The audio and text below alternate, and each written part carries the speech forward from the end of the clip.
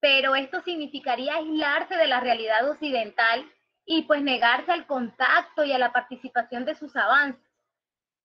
¿Qué implicaría desaparecer? Implicaría olvidar su educación tradicional y asimilar solamente la educación nacional. Esto conduciría a la desaparición del sistema educativo tradicional. Y pues cambiar, que sería lo ideal, que es armonizar esos dos sistemas educativos, que la escuela incluya esos saberes propios de la cultura, estableciendo así unas relaciones de contacto intercultural.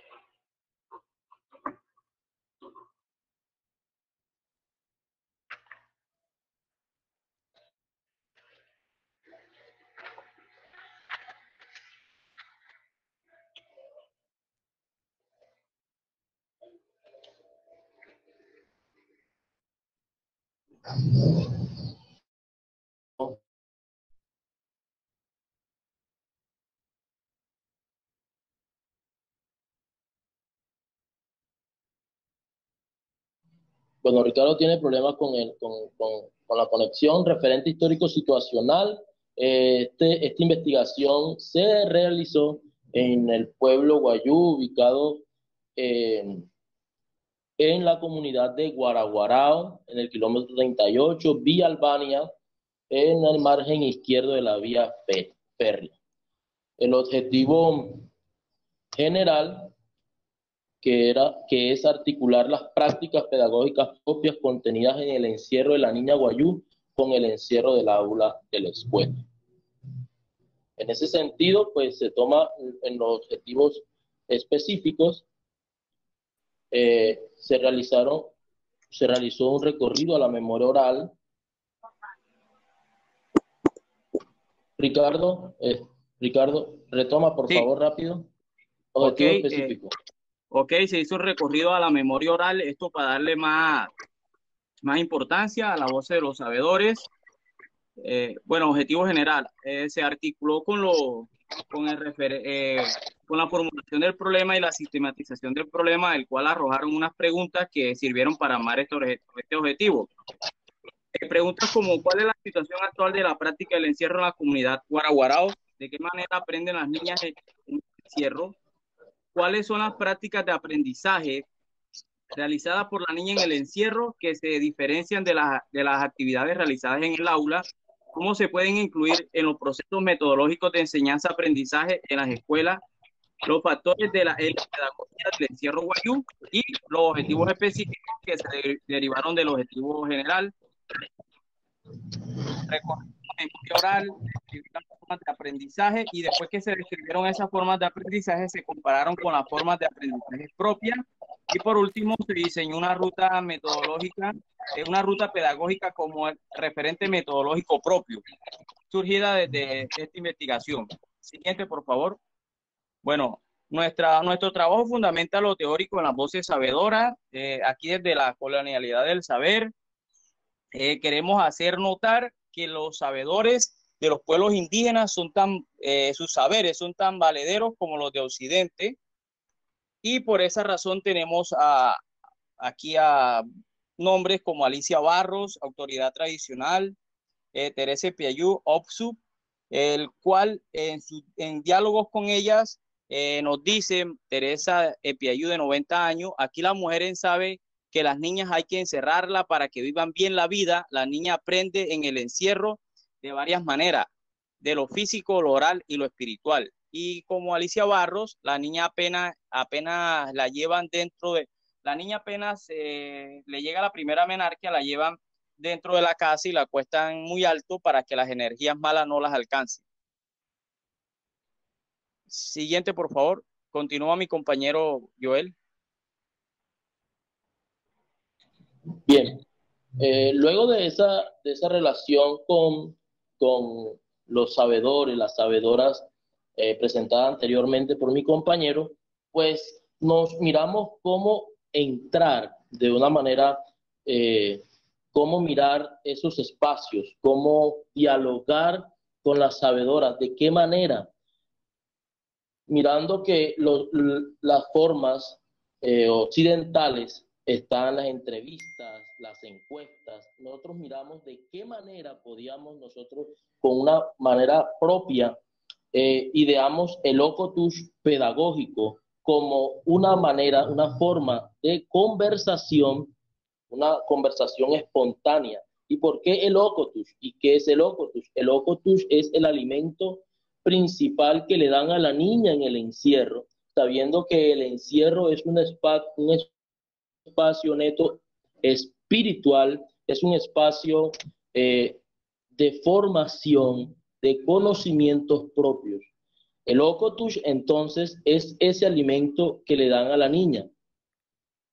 Tomamos como metodología el Ocotus pedagógico, pues es un ejercicio didáctico cultural que permite la fluidez de la conversación tipo espontánea.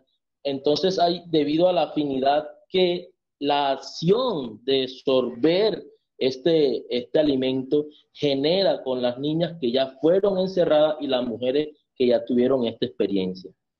En ese sentido, cada sorbo del Ocotus en las niñas, en las mujeres que ya tuvieron esa experiencia, crean y recrean el espacio y tiempo cuando fueron encerradas en ese tiempo. Allí comparten desde su experiencia toda la relación que tiene el encierro y cómo podemos nosotros articular, cómo podemos armonizar estos conocimientos que se generan en el encierro con las prácticas educativas en el aula. Para eso nosotros entonces propusimos una ruta pedagógica que, que, que diera cuenta de todo lo que las voces sabedoras nos compartían. Entonces, una fase diagnóstica que se genera pues a partir de un diagnóstico contextual, una fase de construcción, allí están los objetivos generales, los objetivos específicos, hay una fase argumentativa y una última fase que es la fase pedagógica. Pero para ello, entonces entendemos cómo, me regalan un momento.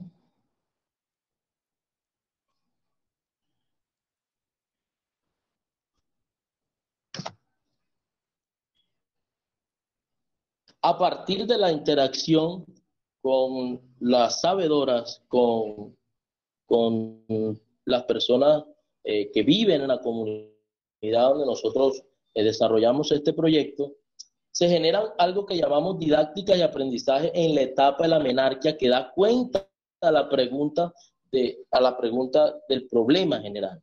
Entonces se genera una pedagogía del silencio. Y la pedagogía del silencio en la niña, ella aprende a ser reflexiva, aprende a no apresurarse en su pensamiento y formas de solucionar los problemas que se presentan. Aprende a callar y no hablar mientras otra persona está hablando, es decir, a respetar la palabra, a ser pertinente, aprende a concentrarse en lo que está haciendo y el silencio le ayuda a equilibrar el pensamiento y la meditación. Es importante la pedagogía del silencio en la práctica del encierro. También en la práctica del encierro hay como pedagogía la pedagogía del tejido. Esa pedagogía es la base de lo circular y lo espiral junto a un diseño de significado plasmado en el tejido, fruto de pensamiento. También la pedagogía de la altura, donde conecta el sentir espacial, la manera de estar arriba simboliza la altura de pensamiento. Esto es donde la niña adquiere concentración, adquiere conocimientos ancestrales, es donde la niña es separada de lo de abajo para que no sea alcanzada por los espíritus de abajo, que las energías malas que se generan a partir de estar en el suelo.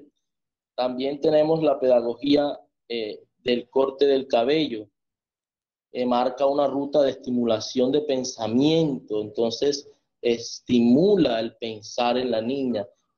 la espiritualidad. Sabemos que la acción del encierro es un acto mero espiritual de formación, como ya lo había dicho antes.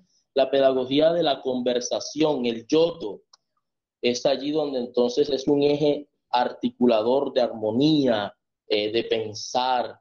Es donde a partir de la palabra, de la conversación, se lleva al consenso. Es por eso que el Wayuu se soluciona todos los problemas a partir del diálogo, a partir de la palabra.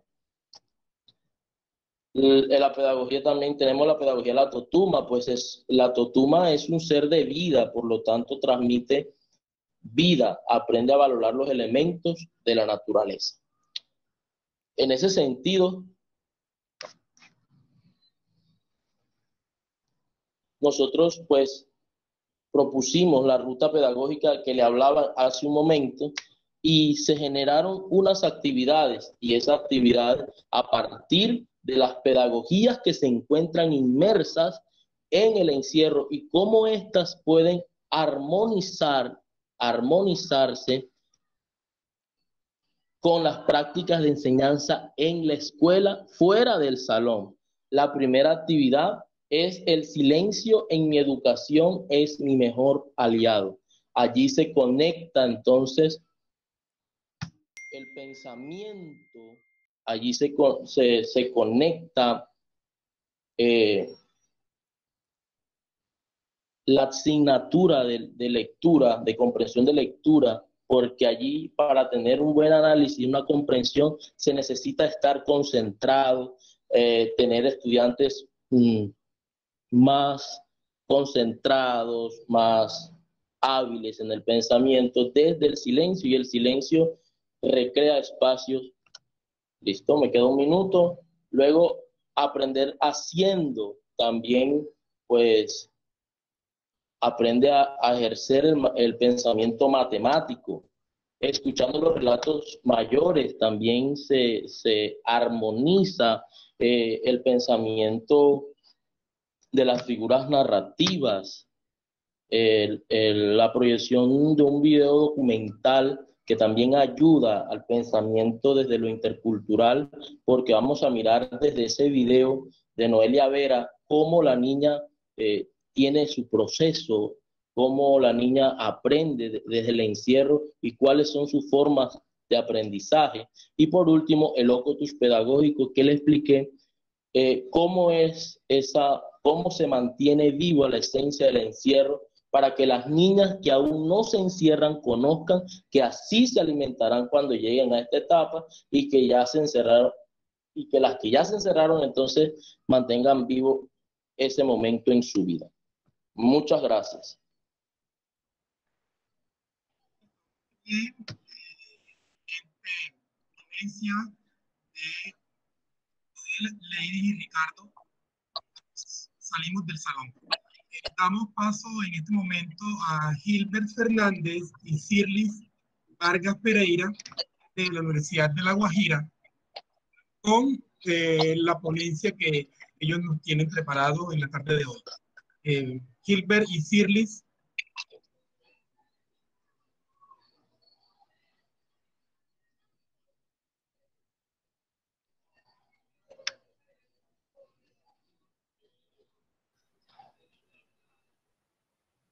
Pero mientras Gilbert y Sirlis organizan, invitamos a los asistentes al coloquio que pueden diligenciar su asistencia para los respectivos registros del comité organizador de este evento académico. Entonces los invitamos a realizar el reporte en el enlace que se ha venido compartiendo durante la tarde de hoy.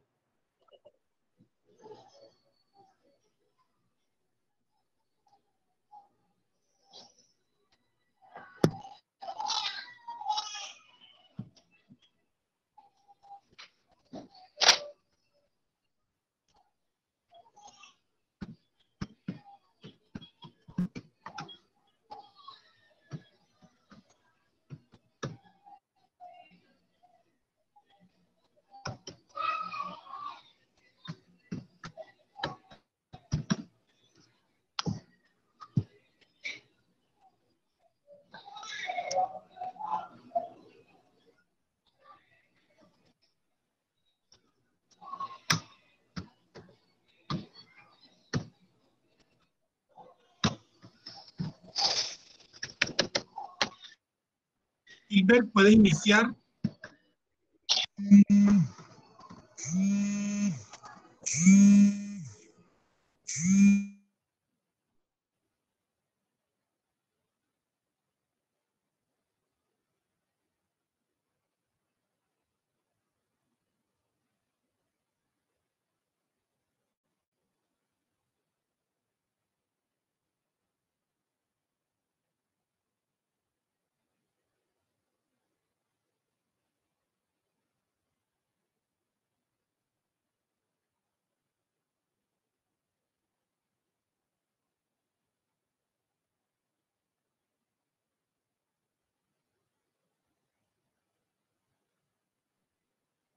Gilbert, aún no logramos escucharte. Gilbert, aún no logramos escucharte. Mira si tienes allí algún impasse.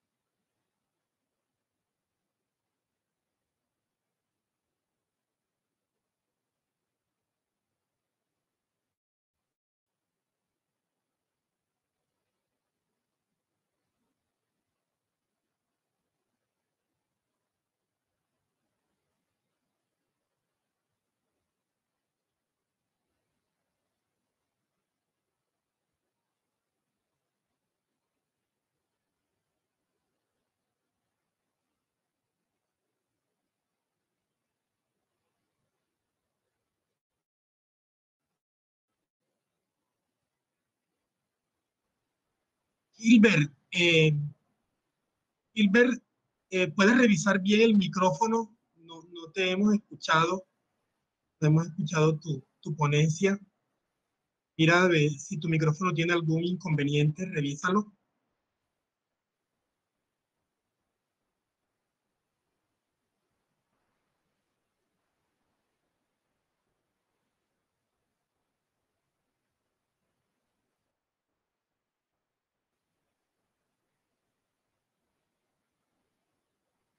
¿Puedes activar el micrófono, Gilbert?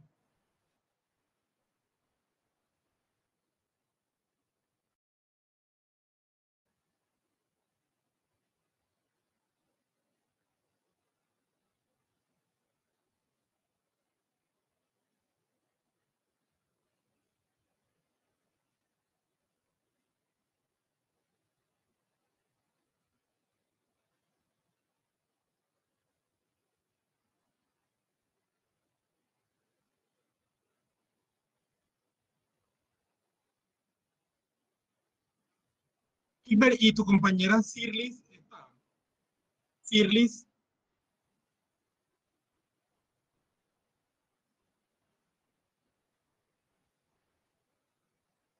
Sirlis Vargas Pereira, ¿puedes retomar? ¿Puedes retomar la ponencia mientras? Ahora sí se me Sí, escucha. y ahora sí. Trata de acercarte al micrófono, trata de acercar el micrófono lo más posible. Bien, como le venía diciendo, la compañía de Chile están dispuestas, tanto se informa, entonces yo solo intentaré hoy. Bien, como bueno, empecemos. Yo quiero nuestro proyecto es los elementos que hacen que la transmisión de saber entre la figura OSI puedan constituirse como una práctica pedagógica en la comunidad humana de la NWI. Cuando hacemos mención de lo que son los elementos, nos referimos a esos espacios pedagógicos, donde los sabedores se forman de pequeños hasta la edad adulta. Bien. La comunidad donde se desarrolló el proyecto se llama Saquitimana. Esta comunidad está ubicada en la ciudad de Maicao, en la zona rural, aproximadamente a 13 kilómetros, en una recta vial inaccesible. Bien, aquí hay un cuadro donde hay mención de todos los sabedores a los cuales le practicamos una entrevista, personas bastante conocedoras del tema, ancianos, actividad tradicional, líderes. Cabe resaltar que algunos de estos que están acá ante la misma desaparecieron. Por ejemplo, la señora Margarita Paz, a los jóvenes acá, la Universidad de Ricardo Fernández, porque eran bastante difíciles. Bien, OTI, ¿qué significa eso? ¿Qué significará?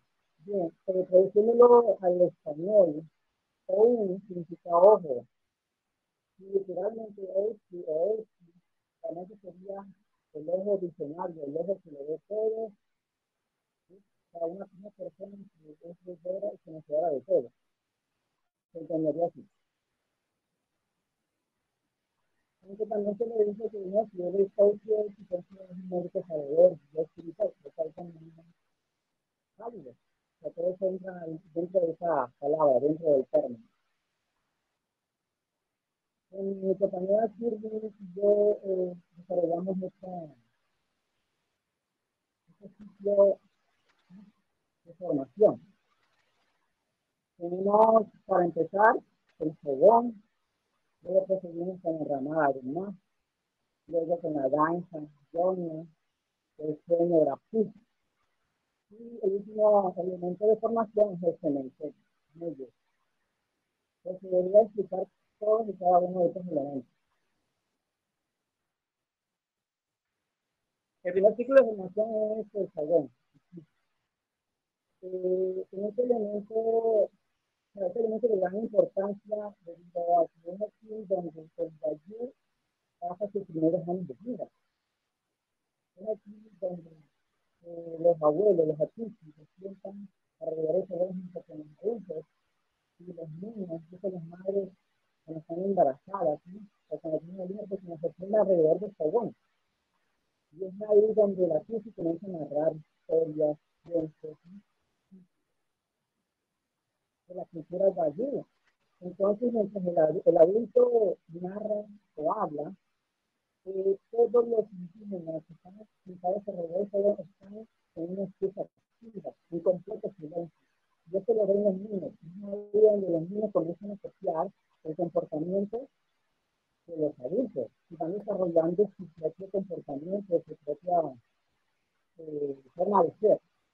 Por eso que ustedes logran ver que un adulto que fue bien formado de pequeño en el programa es bastante callado y respetuoso.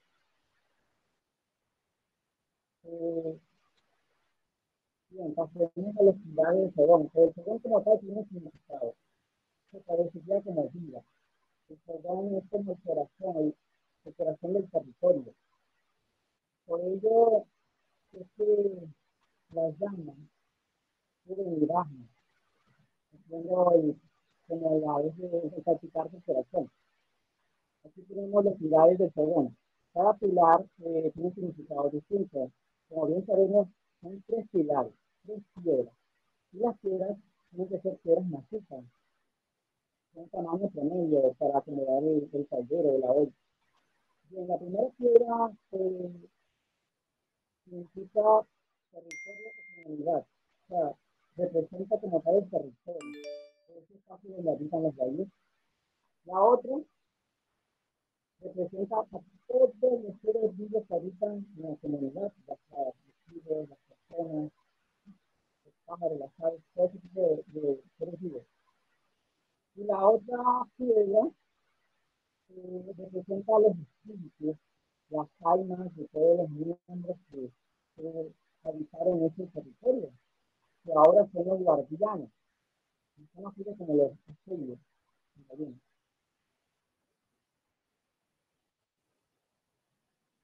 La definición un poco de lo que menciona. Bien, el otro elemento es la enramada, más.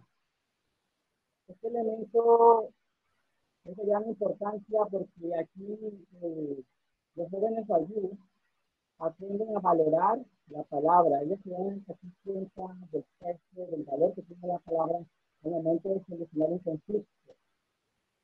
Aquí no pueden estar los niños tienen que estar en la enramada, llegan los jóvenes. A partir de 12 años en adelante, llegan los jóvenes a observar, que son partícipes de los diálogos interfamiliares, diálogos entre familias para la compra de facha, no para la compra, para el reconocimiento de una mujer, y para cualquier otra cosa, ya sea para el diálogo entre amistades, entonces los jóvenes son partícipes activos mediante la escucha y la observación, mas no tienen el poder de hablar. Ellos solamente están observando y así vayan a entender y a aceptar el valor que tiene la palabra.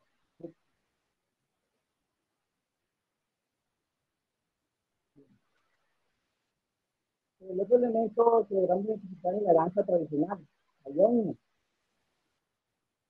Este elemento es de gran importancia porque se solía utilizar con mucha anterioridad. Aquí los jóvenes guayú lo comienzan a bailar, lo solían bailar desde los 19 años en adelante, porque antes se consideraba como un ritual sagrado y solamente lo podían bailar los más preparados. ¿Y cómo se preparaba una persona para bailar? Se tienen que preguntar ustedes. Se le preparaba la OUSU de la comunidad. ¿Cómo lo preparaba? Mediante un baño sagrado, con plantas reales y un masaje en todo el cuerpo. Este baño pensaba de una duración de entre media hora y una hora, dependiendo de la persona. Este baño era para purificar el cuerpo de la persona que está a bailar. Porque en ocasiones se bailaba por un mal sueño o porque había sequía en el territorio. Entonces, allí los distintos tipos de baile. Porque los guayús pretendían con eso adorar y alegrar a las deidades. Las deidades, ¿quiénes son? Juyá, que es la lluvia, más de la tierra, Ahí, el sol y Taxí, que es la luna. Son cuatro deidades a las que solíamos alabar con anterioridad.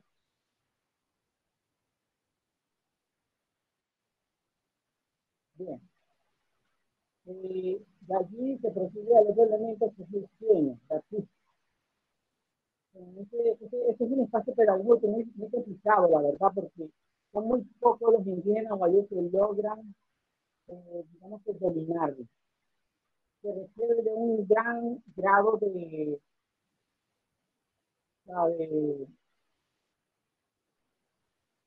puricidad, o sea, en el sentido de que una persona debe ser muy pura, muy íntegra, para buena gente, para tener buenos sueños, buenas revelaciones. En el caso de algunos indígenas mayores que fueron escogidos para ser OUS, comienzan a soñar desde temprana edad, pero no logran entender ni entablar un diálogo en medio del sueño. Pero ellos requieren de una preparación de parte de ese sabedor. Y los sabedores recalcaban algo, que no todas las personas tienen la capacidad de tener buenos sueños. Para uno soñar bien y tener un contacto directo y tranquilo con los espíritus que habitan el territorio por medio del sueño, se requiere que el indígena sea 100% hablante del guayú en sí, y que no haya entrado en contacto con otra cultura.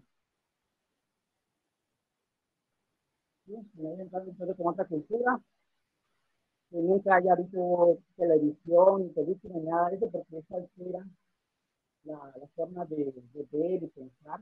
¿Sí? Eso altera muchas cosas. Siempre así. El otro elemento es el cementerio. ¿No es eso? En este elemento se aprende y se enseña a honrar a los indígenas fallecidos. Fíjense que hay muchas formas de enterrar a nuestros indígenas caídos. Por ejemplo, si un guayú es asesinado, es el sabedor el que nos va a decir dónde hay que enterrarlo, cómo hay que enterrarlo, si hay que enterrarlo volteado, boca arriba, boca abajo, de lado, porque el ritual en el cementerio varía dependiendo de la forma en cómo esta persona fue asesinada o si murió por causas naturales. Entonces, les, les, les plantearé un ejemplo. Si un indígena guayú muere asesinado por tiros, por decir algo, entonces, ¿qué hace la EIC? Ella primero baña al muerto con unas plantas que escribe y ya las prepara, se las mete en las heridas, ¿sí? En los huesos que quedan de los tiros, mete las plantas y también consigue una chicharra y las mete ahí y prepara un tipo de maldición, por decirlo así. Eso es para que el individuo que haya asesinado al guayú también muera de la misma manera. Lo otro es que también se ha visto que junto con el occiso se entierra un perro. Y es para que el perro también maldiga y dame o traiga la muerte al asesino. Entonces son muchas los métodos de entierro, o sea, la forma en cómo se entierra un gallo. Eso, como les digo, eso solamente lo defina el sabedor, el lo usa.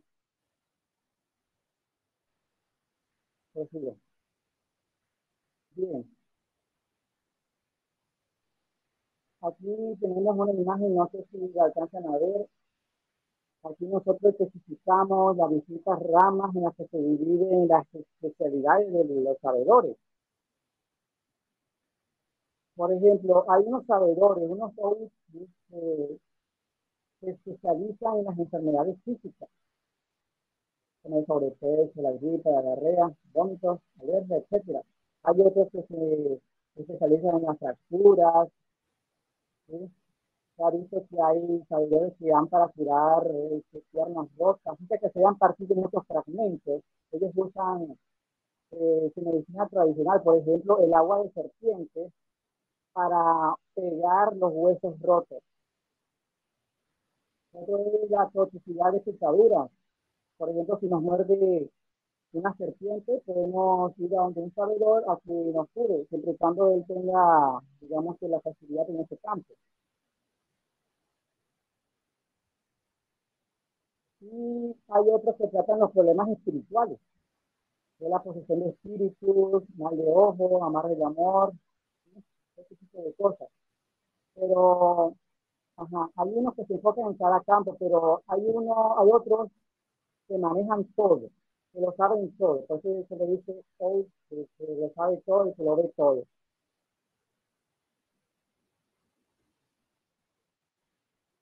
Bueno, ya con eso terminaría mi intervención. Estos son los resultados de la investigación. Yo solamente les estoy resumiendo un tanto lo que aprendimos con el desarrollo de este proyecto. Muchas gracias, Gilbert. Eh, Agradecemos todo tu interés en compartirnos los resultados de tu pertinente trabajo. Ahora continuamos con Edilma Vanegas Epiayú, narrativas y relatos nocturnos basados de la educación propia en el pueblo guayú, y sus incidencias en los procesos pedagógicos del grado tercero de la institución educativa número 10, año 2019. Edilma, te escuchamos.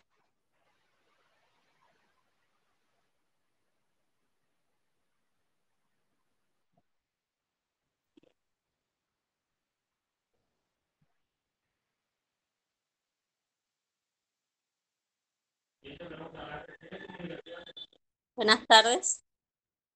Buenas, te escuchamos, Edilma. Muy buenas Muy tardes, te escuchamos. Adelante. Este trabajo de campos se fundamenta en las narrativas y relatos del sentir nocturno. Como ahí podemos ver en las diapositivas, ya tengo una metáfora, voy a compartirla. Enormes ojos ciegos que viajan entre las memorias que nunca duermen. Cuando hablo de enormes ojos ciegos, estoy hablando de todos nosotros como guayú, cuando sentimos la vergüenza étnica de nuestra cultura. Hoy en día, hoy por hoy, los niños jóvenes totalmente se encuentran ajenos a lo que es la cultura guayú. Por eso quise que esta metáfora trascienda enormes ojos ciegos que viajan entre las memorias que nunca duerman, que los conocimientos están ahí, que solamente hace falta es empezar a hacer las prácticas, a trabajar y a fortalecer estos espacios. Bueno, este trabajo está titulado Narrativas y Relatos Nocturnos, Bases de Educación Propia del Pueblo Guayú y sus incidencias en los procesos pedagógicos del grado tercero del Centro Educativo número 10, sede Quemiomana. La línea de investigación de este trabajo es educación y pedagogías propias, identidad e interculturalidad en el tema de procesos pedagógicos de la Universidad de La Guajira. La contextualización de la comunidad.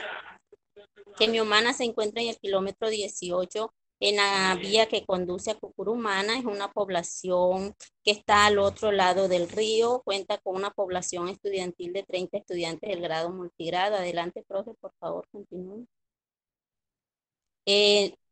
La pregunta de este trabajo es cómo desde las narrativas y relatos nocturnos que se cuentan en la cultura se pueden llegar a construir unas rutas metodológicas que fundamenten unas pedagogías propias para el fortalecimiento de la identidad étnica cultural de los estudiantes.